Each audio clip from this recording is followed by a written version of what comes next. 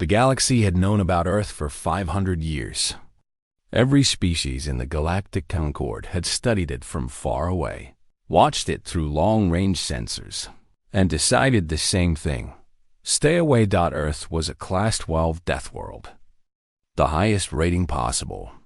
A planet where everything tried to kill everything else. The gravity crushed bones. The atmosphere burned lungs. The weather destroyed cities. And somehow, impossibly, intelligent life had evolved there. Humans. The Concord had debated what to do about them for centuries. Some wanted to destroy Earth before the humans could spread. Others wanted to study them like dangerous animals in a cage. In the end, they chose the middle path. They built a quarantine barrier around the entire Sol system. Hundreds of automated stations that warned any approaching ship, "Do not enter. Dangerous species inside."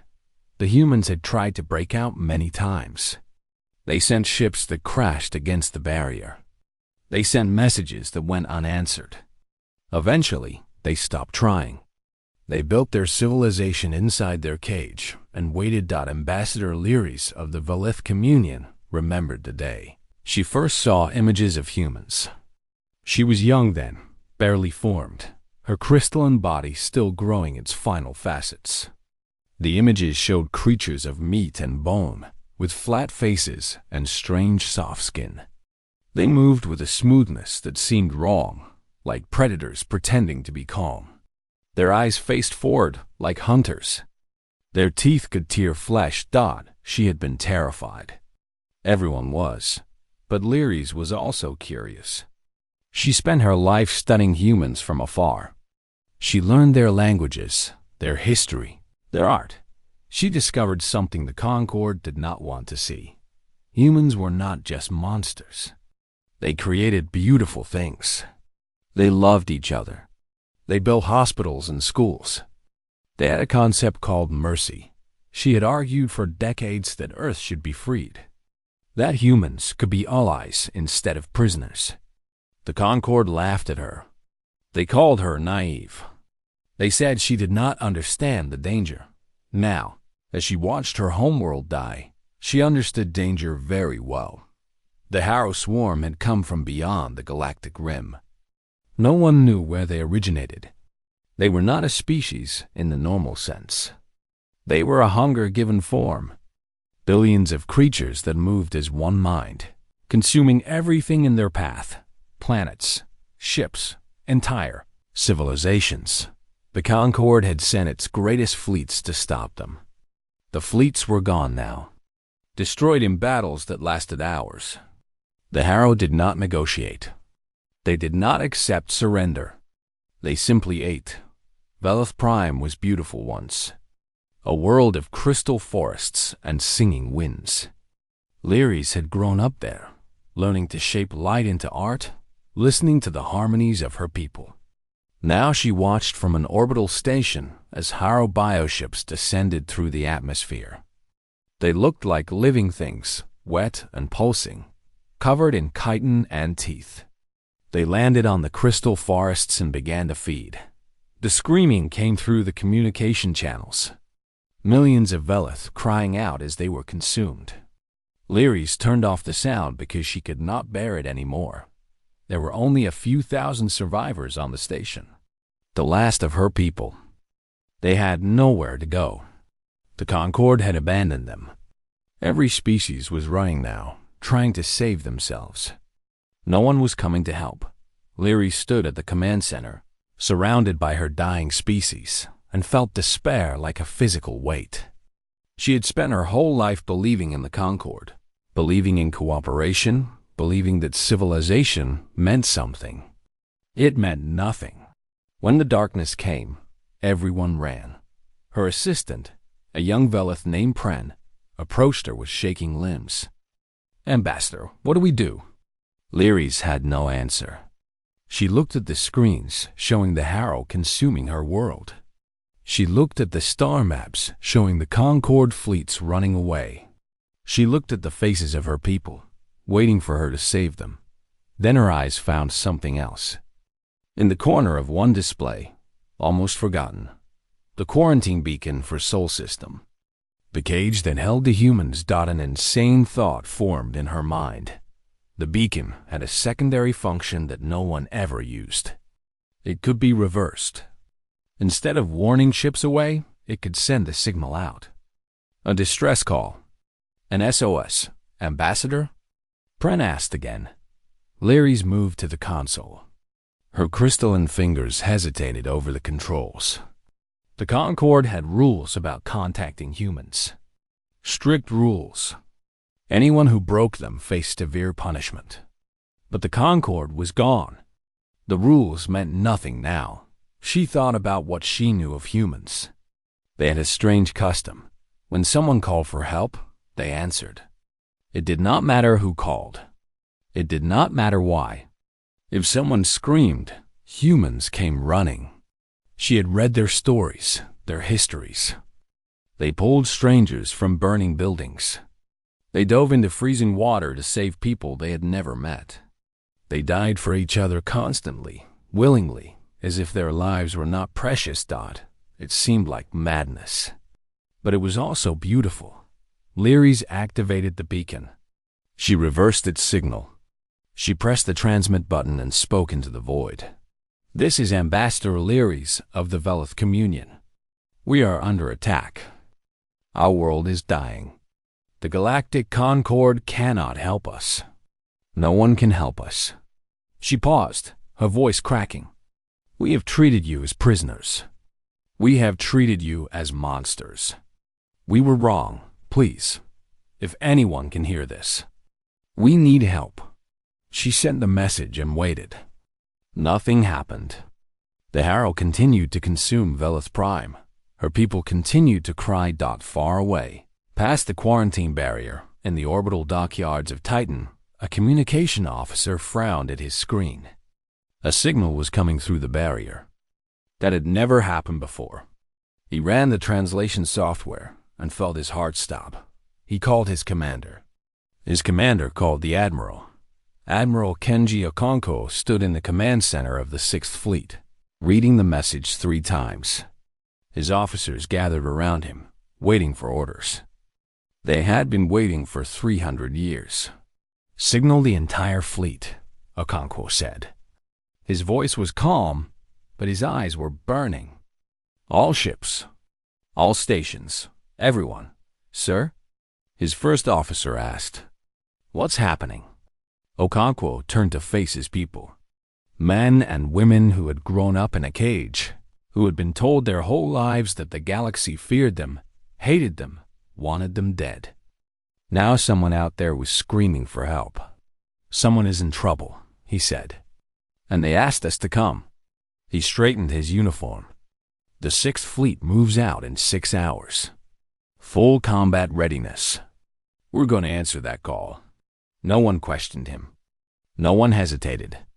Every human in that room had grown up hearing stories about what their species did when someone needed saving. Now they had a chance to prove those stories true. Humanity was coming, and the galaxy would never be the same. 3 days had passed since the distress call. Lyris had stopped counting the dead. The number was too large. It hurt too much. The Harrow had finished with the planet below. Velith Prime was now a husk, stripped of all life, all beauty, all meaning. The crystal forests were dust. The singing winds were silent. 8 billion Velith had lived there. Now there were only the 4,000 on this station, hiding in the darkness, waiting to die. The Harrow bioships circled the station like sharks around bleeding prey. They were taking their time. They always did. The swarm enjoyed the fear of its victims. It fed on terror as much as flesh. Lyris sat alone in the observation room, watching the bioships through the window. They were hideous things, grown rather than built, covered in wet membranes and sharp edges. Each one carried thousands of Harrow drones inside, waiting to swarm out and consume. Pren found her there. The young Velith had aged decades in 3 days. Fear had cracked his crystalline surface, leaving dark lines across his face. "The Harrow are preparing to board," he said quietly. "We have maybe 1 hour." Lyris nodded. She had expected this. The humans were not coming. Of course they were not coming. Why would they? The galaxy had caged them like animals. They owed the Concord nothing. They owed the Velith nothing. She had been a fool to hope. "Gather everyone in the central chamber," she said. "We will face the end together." Pren hesitated. "Ambassador, I wanted to say something." "Thank you for trying. Thank you for reaching out to the humans. Even if it did not work, at least someone tried." Lyris touched his shoulder gently. "Go. I will follow soon." He left. She stayed at the window, watching the bioships move closer. 1 hour until the end of her species. 1 hour until the Velith joined the 12 civilizations the Harrow had already consumed. Then the sky changed. It started as a flicker, a distortion in the stars. Lyris frowned, leaning closer to the window. The Harrow bioships stopped moving, as if confused. The distortion grew larger, brighter, twisting space itself into strange patterns. And then the human ships arrived. They did not use hyperspace like normal vessels. They did not travel through the established corridors. They tore reality open and pushed through by force. The sky split with flashes of blue light, and suddenly there were ships everywhere. Lyris had seen warships before.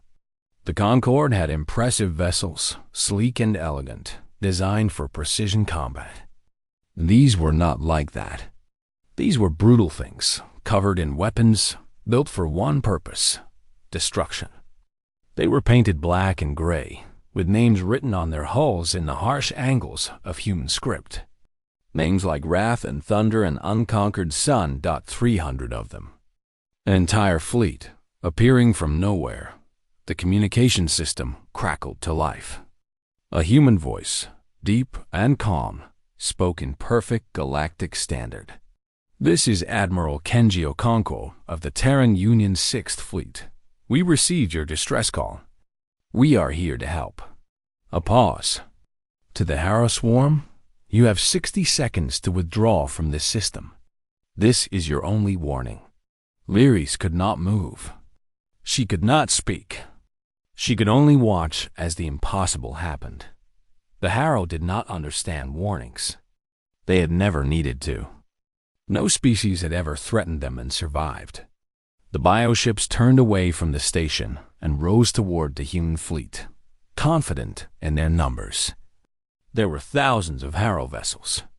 Surely they could overwhelm. 300 enemies. The 60 seconds passed. The human fleet opened fire. Lyris had to shield her eyes. The weapons were beyond anything she had seen. Bright lances of plasma that burned hotter than stars. Projectiles that moved so fast they seemed to simply appear inside Harrow ships, tearing them apart from within. And something else, something terrible. Spheres of darkness that grabbed Harrow vessels and crushed them into points of nothing, collapsing them like paper in a closing fist. The Harrow screamed. The sound came through every frequency, a psychic shriek of pain and confusion. They had never faced anything like this. They tried to swarm the human ships, to overwhelm them with numbers. It did not work. The human vessels moved with precision, covering each other, firing in coordinated waves that shattered entire formations. Small craft launched from the human ships.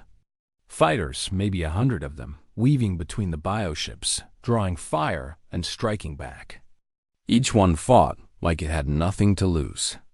Several were destroyed, but the pilots inside kept fighting until the last moment, crashing their burning ships into Harrow vessels rather than retreating. Lyris understood then what made humans different. They were not just willing to fight. They were willing to die. And they did it without hesitation, without complaint, as if sacrifice was simply part of who they were. 11 minutes. That was how long it took. 11 minutes to destroy an armada that had conquered 12 civilizations.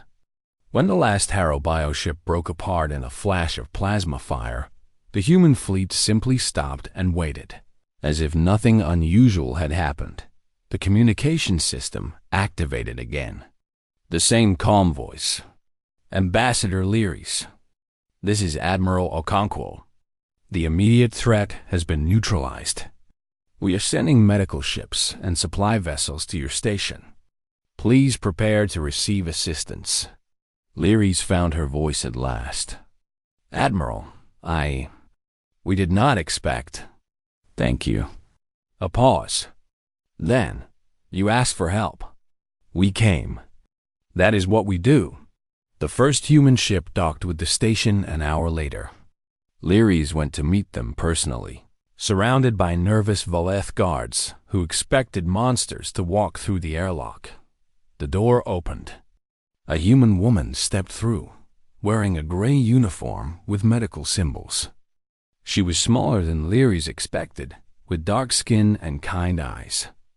Behind her came others carrying boxes of supplies, medical equipment, food, water. Ambassador Leary's? The woman asked. I'm Dr. Sarah Chun. We're here to help your wounded. She smiled gently. You're safe now. Leary stared at her. This creature, from a world that crushed bones and burned lungs, from a species the galaxy had caged and feared, was smiling at her, offering help, showing kindness. Why? Leary's asked. The question came out before she could stop it. We imprisoned your people. We treated you like monsters. Why would you help us? Dr. Chun's smile faded slightly, replaced by something more serious. Because you needed help, she said simply. That's all the reason we need. She moved past Leary's and began organizing her medical team, treating wounded Veleth with gentle hands and patient words. Other humans spread through the station, bringing supplies, fixing broken systems, offering comfort to terrified survivors. Leary's watched them work and felt something she had not felt in days. Hope. Not just for her own people, but for the galaxy itself. Maybe civilization could mean something after all. Maybe the Concord had simply forgotten what it was supposed to be. Maybe the humans remembered. Word spread across the galaxy faster than any ship could travel. Every species with a communication network heard the story. The Deathworlders had emerged. The quarantine had been broken, and the monsters everyone feared had just saved the Veleth from extinction that no one knew what to think. The Galactic Concord held emergency meetings. Representatives from 100 species shouted at each other, trying to decide what this meant. Some demanded that new barriers be built. Others suggested immediate surrender. A few, very quietly, wondered if maybe they had been wrong about humans all along. Meanwhile, Admiral Okonkwo invited Ambassador Leary's aboard his flagship, the Unconquered Sun. She accepted, though her guards begged her not to. Walking into the heart of a Deathworlder fleet seemed like madness. But Leary's had seen madness now. She had watched her world die. Visiting a human ship did not frighten her anymore. The Unconquered Sun was massive. A warship designed for long campaigns, capable of housing thousands of crew members for years at a time. Leary's walked through corridors of gray metal, passing humans who nodded respectfully as she moved by. They did not stare at her like a strange creature. They did not flinch away in fear. They simply acknowledged her presence and continued with their work. She noticed details that surprised her. Paintings on the walls showing landscapes of Earth, mountains, oceans, forests. Music playing softly through speakers, strange harmonies that seemed both sad and hopeful. Small personal items in crew quarters, photographs and books and objects that had no military purpose. Things kept only because they brought comfort. These were not the monsters of Concord nightmares. These were people. Admiral Okonkwo met her in his ready room. He was older than she expected, with gray hair and lines on his face that suggested many years of difficult decisions. He stood when she entered and offered a gesture of respect, a slight bow that she recognized from her studies of human culture. Ambassador Leary's. Thank you for coming. She returned the bow awkwardly. Thank you for saving my people, Admiral. He gestured to a chair. She sat, and he sat across from her, with a small table between them. On the table was a glass of water, which he pushed toward her. Please. You've been through a terrible ordeal. Take what comfort you can. Leary's picked up the glass, but did not drink. She was not thirsty. She was confused. This man had just destroyed thousands of Harrow ships. His species had been caged for centuries. He should be angry, hostile, demanding something in return for his help. Instead, he offered her water. Admiral, I must ask you something. Of course. Why did you come? Your people have every reason to hate us. The Concord imprisoned you. We treated you as dangerous animals. Why would you risk your ships, your soldiers, your lives, for people who wronged you? Okonkwo was quiet for a moment. He looked out the window at the stars, and Leary saw something complicated in his expression. Pain, maybe. Or memory. When I was a boy, he said finally, my grandmother told me stories. Old stories, from before humans reached the stars. Stories about heroes who saved strangers, who protected the weak, who stood against darkness, even when it cost them everything. He paused. I asked her once why the heroes did it. Why they risked their lives for people they did not know. What did she say? She said that is what makes us human. Not our strength, not our technology, not our ability to survive on a world that tries to kill us. What makes us human is that we cannot hear someone crying for help and do nothing. He turned back to face her. You called. We heard. We came. That is the entire explanation. Leary's felt something shift inside her. She had spent her life studying humans from afar, believing she understood them. She had not understood anything. The Concord fears you, she said quietly. They think you will conquer the galaxy now that you are free. We could, Okonkwo admitted. Your ships are no match for ours. Your weapons cannot harm us. We could sweep through the Concord like fire through dry grass, and no one could stop us. Leary's tensed. Here it was. The threat she had expected, but Okonkwo smiled slightly. We will not do that, Ambassador. Conquest is not what we want. We never wanted to rule the galaxy. We just wanted to be part of it. To trade, to explore, to share what we know and learn from others. The quarantine took that from us. Now we have a chance to show everyone who we really are. And who are you really? He leaned forward. We are the species that runs toward danger instead of away from it. We are the species that pulls strangers from burning buildings. We are the species that stands in front of monsters and says, not today. He spread his hands. We are exactly what the Concord feared, but not in the way they thought. We are not dangerous because we destroy. We are dangerous because we protect. And there is nothing in this galaxy that can stop us from protecting those who need it. Leary sat with those words for a long moment. Then she made a decision. Admiral, the Harrow will return. What they lost here was only a small part of their swarm. The rest are still consuming worlds across the galaxy. Millions are dying while we speak. I know. The Concord cannot stop them. They have tried and failed. Every fleet they send is destroyed. Every system they defend falls. I know that too. Leary stood and faced him directly. I am offering you something. Admiral. Information. Everything the Concord knows about the Harrow.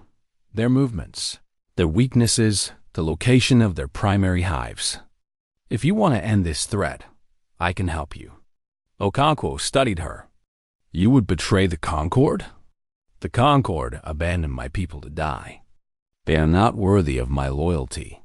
She lifted her chin. But you came when we called. You saved us when no one else would. If anyone can stop the Harrow, it is you. I want to help make that happen."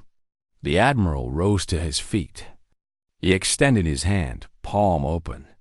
Lyris had studied human customs enough to know what this meant. She placed her crystalline fingers against his warm flesh, and they shook hands. "Welcome to the 6th Fleet, Ambassador," Okonkwo said. "Let us go hunting." The war began that day. Not a war of conquest, but a war of protection. Human ships spread across the galaxy, seeking Harrow fleets, engaging them wherever they were found. And everywhere they went, they carried the same message. You are not alone anymore. Help has arrived.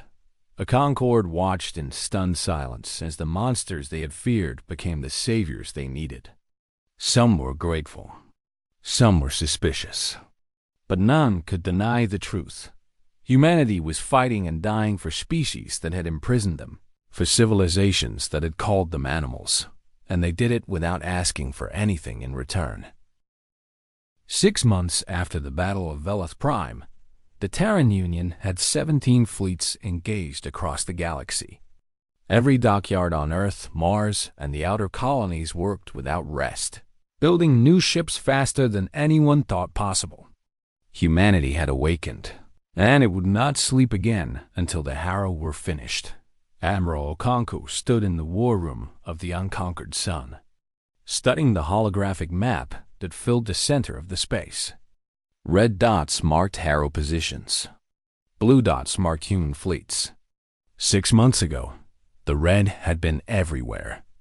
Now it was shrinking, pushed back system by system, world by world. Ambassador Lyris stood beside him, her crystalline form reflecting the colors of the display. She had become essential to the campaign. Her knowledge of Concord space, her understanding of alien cultures, her connections to species that still feared humans, all of it helped smooth the path forward. "The 3rd Fleet just secured the Morathi system," she reported. 17 Harrow Hive ships destroyed. The Morathi are requesting human medical teams for their survivors. Okonkwo nodded. "Send them. And make sure our people are respectful. The Morathi have never seen humans up close. First impressions matter."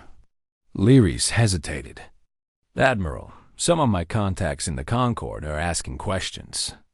They want to know what humanity plans to do after the war. They are worried about what happens when the Harrow are gone. Let them worry. We have work to do. But surely you understand their concern. Your species has proven itself more powerful than anyone imagined. Once the common enemy is defeated, what stops you from turning those weapons on everyone else?" Okonkwo turned to face her. His expression was tired but patient. "Nothing stops us, Ambassador. That is the point. Nothing in this galaxy can stop humanity now. But power without restraint is not strength. It is cruelty. We did not break out of our cage to become the new jailers." Before Lyris could respond, an alarm sounded. Red lights flashed across the war room. Officers rushed to their stations, calling out reports. "Admiral, we have a situation. The 7th Fleet is engaging a massive Harrow concentration in the Kellis Void. They are outnumbered 20 to 1. Okonkwo moved to the tactical display. The Kellis Void was deep in Harrow territory, a region where they had been massing forces for weeks. The 7th Fleet had gone there to disrupt their gathering before it could become a threat. Now they were surrounded. "Open a channel to Admiral Chun." The holographic display flickered, and a woman's face appeared. She was young for an admiral, with sharp eyes and a calm voice despite the chaos behind her. "Okonkwo, good timing. We're in a bit of trouble here. I can see that. Status? We've destroyed about 3,000 of their ships, but they keep coming. My fleet has taken heavy damage. We can retreat, but that means leaving this region to the Harrow. They'll use it to stage an attack on the Kellari homeworld." Lyris spoke up. "The Kellari are a peaceful species. They have no military at all. If the Harrow reach them, they'll be wiped out, Chun finished. Millions dead. Maybe billions. Okonkwo studied the tactical display. The numbers were bad. Even with reinforcements, breaking through that many Harrow ships would cost thousands of human lives. The smart choice was to retreat, regroup, and find another way to protect the Kelari. But humans rarely made the smart choice. Chun, can you hold for 6 hours? She considered. It'll be bloody. But yes, we can hold. Then hold. I'm bringing the 6th Fleet to you. We'll hit them from behind while they're focused on you. Between us, we can break them. Chun smiled grimly. Copy that. See you in 6 hours, Admiral. Chun out. The display went dark. Okonkwo turned to his crew. All hands, battle stations. We jump in 15 minutes. The next 6 hours were the longest of Lyra's life. She stayed in the war room, watching the battle unfold through sensor feeds and communication channels. The 7th Fleet fought with desperate courage, absorbing wave after wave of Harrow attacks. Ships exploded. Crews died. But they did not retreat. When the 6th Fleet arrived, the Harrow were caught completely by surprise. Okonkwo's ships tore into their rear lines like wolves among sheep. The battle turned into a slaughter, but even in victory, there was cost. By the time the last Harrow ship was destroyed, almost a quarter of both fleets had been lost. Thousands of humans had given their lives to save a species they had never met. After the battle, Lyris walked through the medical bay of the unconquered sun. It was filled with wounded soldiers. Humans and a few Concord species who had volunteered to fight alongside them. She saw a young man, barely more than a boy, lying on a bed with bandages covering most of his body. He had been pulled from a destroyed fighter, barely alive. She stopped beside his bed. You fought bravely today. He opened his eyes weakly. Did we win? Yes. The Harrow are broken. The Kelari are safe. He smiled despite his pain. Good. That is what matters. Why? Lyris asked. The question had haunted her for months. Why do you do this? You have never met the Kelari. They cannot give you anything. They cannot even thank you. Why risk everything for strangers? The young soldier was quiet for a moment. Then he said, My grandmother used to tell me a story about a man who found a wounded stranger on the road. Everyone else walked past, afraid or busy or just not caring. But this man stopped. He bandaged the stranger's wounds and carried him to safety. He spent his own money to make sure the stranger was cared for. What happened to the man? Nothing. He just went on with his life. The story was not about what he gained. It was about who he chose to be. The soldier closed his eyes. That is who I want to be? Someone who stops. Someone who helps. Even when it is hard. Even when it costs everything. Lyris stood there for a long time, watching him sleep. Then she returned to the war room, where Admiral Okonkwo was planning the next phase of the campaign. Admiral, she said quietly, I think I finally understand your species. He looked at her with curiosity. And what do you understand? You are not dangerous because of your weapons or your ships or your ability to survive on a death world. You are dangerous because you care. You care so deeply, so completely, that nothing can stop you from acting on it. Not fear, not logic, not even your own survival. Okonkwo smiled slightly. That is probably the most accurate description of humanity I have ever heard. It is terrifying, Lyris admitted. And also beautiful. Most true things are both. The campaign continued. More battles, more victories, more sacrifices. The Harrow were pushed back further and further, their numbers dwindling, their territory shrinking. And throughout it all, humanity kept fighting, kept dying, kept saving species that had done nothing to deserve their help. The galaxy watched in wonder. And slowly, very slowly, it began to change. The Harrow progenitor had existed for 10,000 years. She was not a single creature, but a mind spread across billions of bodies, a consciousness that spanned star systems. She had consumed countless civilizations, absorbed their knowledge, and grown stronger with each victory. Nothing in the galaxy had ever threatened her existence. Until now. She watched through a million eyes as her children died. System after system fell silent as the human fleets burned through her forces. The prey she had once dismissed as irrelevant had become her destroyers. In 18 months, humanity had done what no species had ever accomplished. They had pushed the Harrow to the edge of extinction. Now her last stronghold was under siege. The human fleets surrounded her final hive world, a massive sphere of living tissue where her core consciousness resided. If it fell, she would die. Not just her body, but everything she was. 10,000 years of existence ended by creatures who had been trapped in a single star system. Less than a generation ago, for the first time in her long existence, the progenitor felt something she had never experienced. The need to communicate on the bridge of the unconquered sun.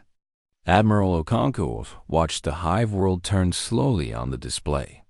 It was enormous, larger than any planet, covered in pulsing membranes and defensive structures.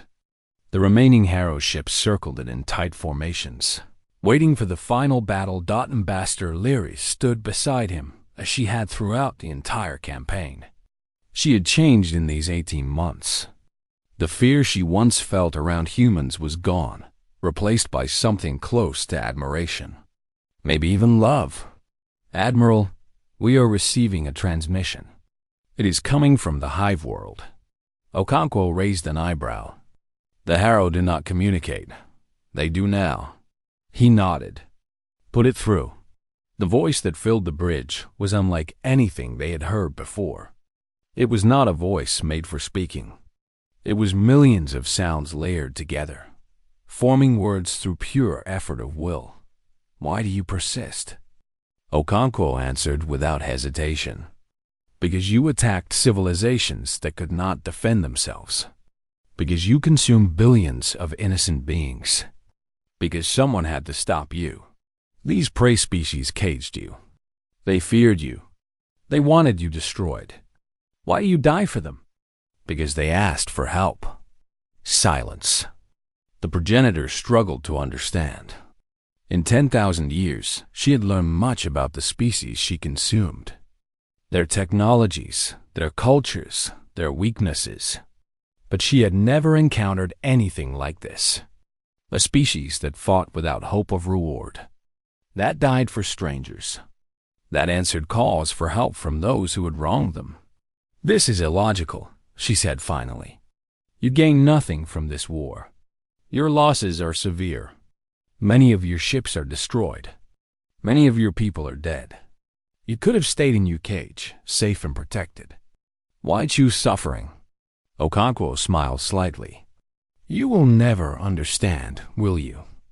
Logic is not what guides us. Survival is not our highest value. We are from a death world. A planet where everything tries to kill everything else.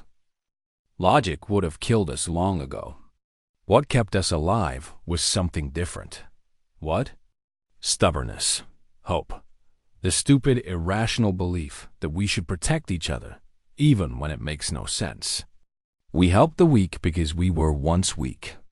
We fight for strangers because someone once fought for us. We answer calls for help because that is who we are. The progenitor processed this. She had consumed species that valued logic, species that valued survival, species that valued power. All of them had fallen before her. But this species valued something she could not even define. Something that made them willing to die for beings they had never met. For the first time in 10,000 years, she was afraid. I offer you terms, she said. Withdraw your fleets. Allow me to leave this galaxy. I will take my remaining children beyond the galactic rim into the void between galaxies. You will never see us again. Okonkwo considered. The offer was tempting. Accepting it would save thousands of human lives. The final battle would be bloody. Even victory would come at a terrible cost. But he thought about the 12 civilizations the Harrow had already consumed. The billions who had died screaming. The worlds that would never recover. If he let the progenitor go, she would rebuild. In 1,000 years, maybe 10,000, the Harrow would return. And the next galaxy they invaded might not have anyone willing to stop them. No, he said. You would condemn your people to death for strangers who are already gone. I would condemn myself to death for strangers who have not yet been born. Somewhere in some distant galaxy, there are species who will never know what you were. They will live in peace because we stopped you here. That is enough. The progenitor was silent for a long moment. Then she said something that surprised everyone on the bridge. I understand now why they feared you, why they caged you. You are not merely dangerous. You are relentless. You will never stop fighting, never stop protecting, never stop sacrificing. You are the opposite of everything I am. Yes, Okonkwo agreed. We are. Then come. Finish what you started. The transmission ended. The final battle began. It lasted 3 days. 3 days of constant fighting, of ships exploding and crews dying, of humanity throwing everything it had against the last stronghold of an ancient evil. When it was over, the hive world was destroyed. The progenitor was dead. The Harrow swarm, after 10,000 years of existence, was no more. The cost was staggering. Nearly half the human fleet was gone. Tens of thousands of soldiers had given their lives. But they had won. The galaxy was safe. 1 month later, Ambassador Leary stood before the remnants of the Galactic Concord. The old organization had collapsed during the war, replaced by chaos and fear. Now representatives from 100 species gathered to decide what would come next. Leary spoke. For centuries, we feared humanity. We caged them, isolated them, treated them as monsters. We were wrong. When the darkness came, they did not abandon us as we had abandoned them. They came when we called. They fought when we could not. They died so that we might live. She paused, letting her words settle. I have walked among humans. I have seen their pain and their courage. I have watched them weep for fallen friends and celebrate small victories with songs older than starflight. They are not monsters. They are simply people. Stubborn, irrational, beautiful people who cannot hear someone crying for help and do nothing. She raised her crystalline arm and pointed toward the human delegation. They ask nothing from us. They demand no payment, no territory, no power. They offer only protection. A promise that if anyone calls for help, humanity will answer. That if anyone faces darkness alone, humanity will stand beside them. Her voice rose, filling the chamber. I say we accept. I say we build something new, together. Not a concord based on fear and isolation, but a union based on trust and protection. Let humanity lead us, not as conquerors, but as guardians. Let us learn from them what it means to truly care for one another. The vote was not even close. The new union was formed that day, with humanity at its heart. Not as rulers, but as protectors. The first among equals in a galaxy that had finally learned what civilization could be. Admiral Okonkwo stood at the window of the unconquered sun, looking out at the stars. Leary stood beside him. It is done, she said. The galaxy has changed forever, for the better, I hope. Because of you, because of what your people did. He shook his head. We just answered a call. That is all we ever did. Leary smiled. And that is why the galaxy will never forget you. You came when no one else would. You fought when no one else could. You showed us all what it means to be truly alive. She turned to face the stars alongside him. If anyone is ever in danger, she said quietly, They will call the Deathworlders, and the Deathworlders will come. Okonkwo nodded. Always. And across the galaxy, on 1,000 worlds, the message spread like light from a newborn star. You are not alone anymore. Help is here. Help will always be here, because humanity answered. And they always would.